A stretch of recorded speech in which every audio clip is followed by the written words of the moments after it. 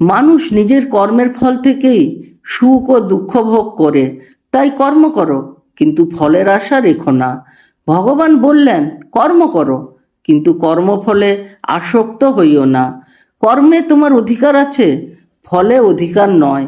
যে ব্যক্তি রাগ, লোভ, হিংসা ও অহংকার ত্যাগ করে সেই প্রকৃত শান্তি লাভ করে।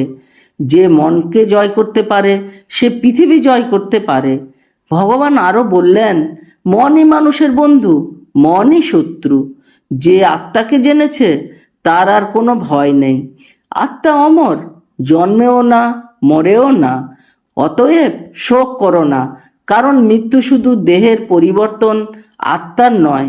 সত্যের পথে চললে বিপদ আসবেই, কিন্তু ভয় পেও না, আমি তোমার সঙ্গে আছি। যে আমাকে একাগ্রচিত্তে স্মরণ করে, আমি তার জীবনের পথপ্রদর্শক হয়ে যাই।